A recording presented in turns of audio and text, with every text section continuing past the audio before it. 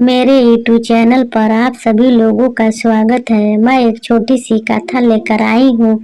मेरी कथा अच्छी लगी तो वीडियो को लाइक करना, चैनल को सब्सक्राइब करना, कमेंट बॉक्स में हर हर महादेव लिखना। महादेव का नाम लिखने से, बोलने से घर में जो भी संकट विपदा आता है वो टल जाता है। इसीलिए महादेव का नाम लिखना चाहिए, बोलना चाहिए। चलती हूँ छोटी सी कथा की ओर। एक गांव में एक बुढ़िया रहती थी। बुढ़िया का नाम सुमित्रा था। उसका एक बेटा बहू भी थे। बेटा आंख से नेत्रहीन था, दिखाई नहीं देता था। बहू जो थी बहुत भोला भाली थी, धार्मिक विचार के थी।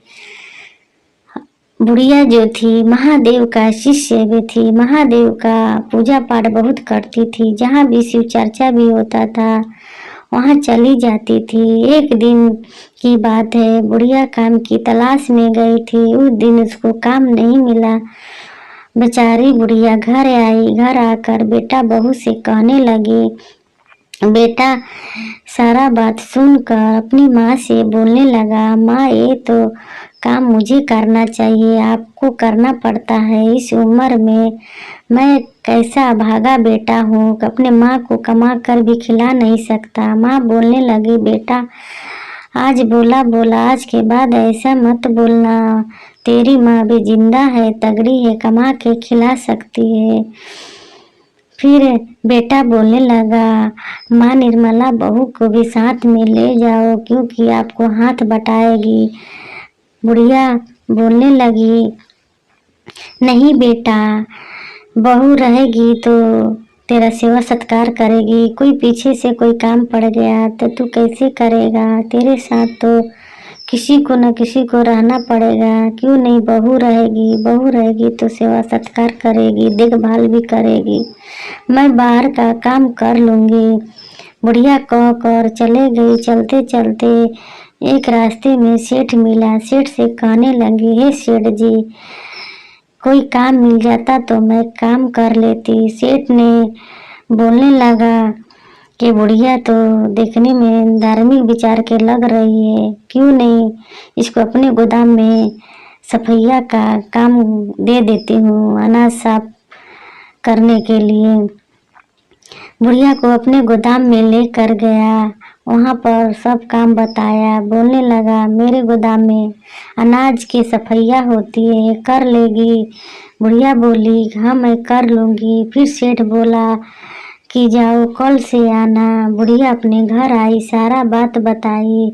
बहू बहुत खुश हो गई थी, मगर बेटा मन में बहुत मने मने दुखी था क्योंकि वो बेचारा आंख से अंधा था, नेत्रहीन था, कोई काम नहीं कर सकता था। इस उम्र में माँ को काम करना पड़ता था। यही बात सोचकर वो मन में बहुत दुखी था।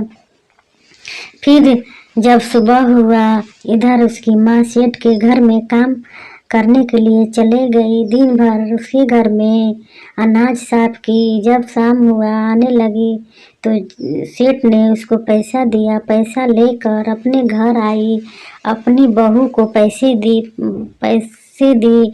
बहू बहुत खुशी थी। अब बुढ़िया 2 पैसा कमा के लाने लगी। उसी पैसा से घर के खर्चा चलने लगा। एक दिन की बात है, सेठ का 3 बेटा 3 बहू थी। सेठ की कोई बेटी नहीं थी। सेठ जो था, एक लड़की का तमन्ना था। वो लड़की को चाहत में हमेशा रहता था, मगर भगवान ने सेठ को लड़की नहीं दिए थे। एक दिन की बात है, सेठ के दरवाजे पर एक साधु आया। साधु आवाज लगाया। उसी समय सेठ बाहर गया, देखा तो दरवाजे पे एक साधु आया है। साधु कहने लगा, सेठ जी आप क्यों हमेशा अपना मन उदास रखते हैं?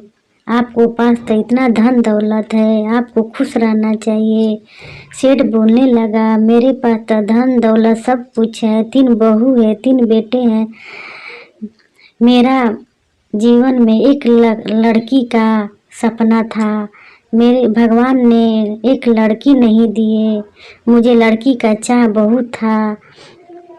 इतना बात जब साधु सुना, साधु बोलने लगा, लड़की के चाह में क्यों रहते हो? क्यों नहीं माता पार्वती को अपनी बेटी बना लो, बेटी बना को अपने घर में रखो। सेठ को आंख में आंसू आ गया। जब साधु को बात सुने तो उसी समय साधु ने माता पार्वती को तस्वीर दिए। वो सेठ तस्वीर अपने कमरे में रख दिया। जब खाता था, खाने से पहले माता पार्वती को खिलाता था, फिर खुद खाकर सो जाता था। फिर जब सुबह होता था, नहाकर फिर भोजन करने जाता, फिर माता पार्वती को खिलाता, खुद खाता। ऐसे ही समय बीतता गया। एक दिन शिवरात्रि आया था। शिवरात्रि में बुढ़िया को बुलाया। बुढ़िया जब आई तो बोलने लगा सेठ कि मेरी बहू तीनों चूड़ियाँ पहनेगी, कल शिवरात्रि है, इसको चूड़ी ला कर पहना दो। बुढ़िया अपने घर गई, क्योंकि उसकी बहू जो थी चूड़ी बेचती थी। घर घर में औरत आकर चूड़ी पहन कर जाती थी। वही चूड़ी बुढ़िया लेकर आई तीनों बहुओं को पहनाने के लिए। तीनों बहू पहनी। जब पहन ली, जब सिर पे चूड़ी रख कर बुढ़िया जाने लगी तो एक लड़की आवाज लगाई पीछे से, माँ जी मुझे कौन चूड़ी पहनाएगा, आप मुझे चूड़ी पहना दो। अब बुढ़िया सोचने लगी, सिर तो 3 बहू के बारे में बताए थे, 3 बहू है मेरी, तो ये लड़की किसका है, ये लड़की छोटी सी प्यारी सी किसकी है, चूड़ी पहनने के लिए बोल रही है। बुढ़िया सोचने लगी ये लड़की बहुत सुंदर है। बुढ़िया लड़की को चूड़ी पहनाई। पहना कर जब सेठ से पैसे मांगने गई तो सेठ ने पैसा कम दिया, क्योंकि 3 बहुओं की दाम सेठ ने दिए थे। तो फिर बोलने लगी बुढ़िया कि मैं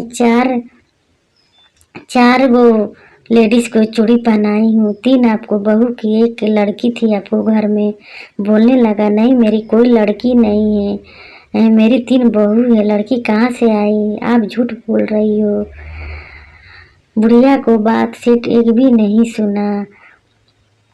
3 बहू की दाम दिया था, वो पैसे लेकर चले गई। जो लड़की पहनी थी उसको पैसा सेठ नहीं दिया। फिर एक दिन सेठ जब सोया रात में तो सपन में आके लड़की खूब रो रही थी माता पार्वती के, पिताजी मैंने चूड़ी पहना था, आपने बुढ़िया माँ को पैसा क्यों नहीं दिए है, आपको पास तो इतना धन दौलत है, क्यों नहीं दिए, मैं तो आपको बेटी है, आप मुझे बेटी बना के रखे हैं, क्यों नहीं वो बूढ़ी माँ को पैसे दिए। जब इतना बात सुने तो सेठ को नींद टूट गया।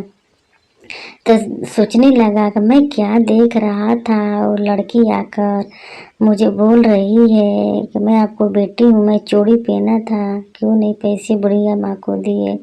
अब यही सोच रहा था। अब इधर सेठ सोचने लगा कि जो सुमित्रा थी सच बोल रही थी, मैं ही उसको झूठा दी, सच बोल रही थी कि एक लड़की को भी चूड़ी पहनाई हूँ। और कोई नहीं था, माता पार्वती ने चूड़ी आकर पहनी थी। फिर बुढ़िया माँ को अपने घर बुलाया और लड़की को जो चूड़ी पहनाई थी उसका भी पैसे दिया। पैसे लेकर जाने लगी तो बुढ़िया को सेठ आवाज लगाया, बोलने लगा कि सुमित्रा तुम धन्य हो गई, मैं इतना दिन से दान पुण्य कर रहा हूँ, इतना बेटी के तलाश में हूँ, महादेव से अर्जी भी लगाता हूँ, कभी भगवान के दर्शन नहीं किए, तू तो साक्षात माता पार्वती को दर्शन कर ली। सेठ ने बुढ़िया को पैरों पर गिर गया, मुझे क्षमा कर दे, तू तो साक्षात माता पार्वती को दर्शन की, मैं तो आज तक मैं भगवान का दर्शन नहीं की हूँ, आप तो धन्य हो गए। देखिए ये धन दौलत से भगवान को कभी नहीं पा सकते जब तक से मन में सच्चा भाव प्रेम नहीं होगा, क्योंकि आप और हम धन दौलत से अपना सुखी जीवन बिता सकते हैं, अपना पेट भर सकते हैं, अच्छे अच्छे कपड़ा पहन सकते हैं, गहना गुड़िया भी पहन सकते हैं। बाकी आप और हम भगवान को कभी नहीं पा सकते हैं। भगवान मेरा धन दौलत नहीं देखते हैं, बस श्रद्धा भाव प्रेम देखते हैं। जिसका मन में श्रद्धा हो, भाव हो, प्रेम हो, भगवान की चाहत है, भगवान के प्रति प्रेम है, वो भगवान को स्वयं पा लेता है, भगवान को दर्शन कर लेता है। जैसे बुढ़िया माँ थी, भगवान की चाहत थी, उसके अंदर प्रेम था, भावना था, उसकी हृदय बहुत सच्चा था। माता पार्वती को साक्षात दर्शन कर ली। जो सेठ था उसके पास धन दौलत सब कुछ भरा था, कुछ का कमी नहीं था। आज तक कोई भगवान को दर्शन नहीं किया था, क्योंकि सेठ सेठ जो था वो धन का बहुत लालची था, धन में डूबा हुआ था। भगवान का भी नाम हृदय से नहीं लेता था।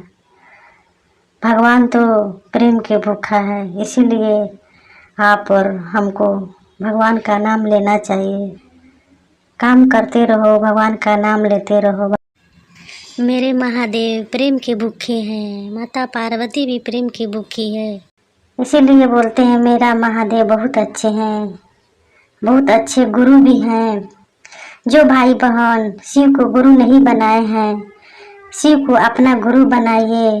इस जीवन में अपना जीवन धन्य बनाइए, अपना जीवन धन्य बनाइए। शिव से अच्छा कोई गुरु नहीं है। मैं अपना कथा यहीं से समाप्त करती हूँ, फिर मिलूँगी अगले वीडियो में।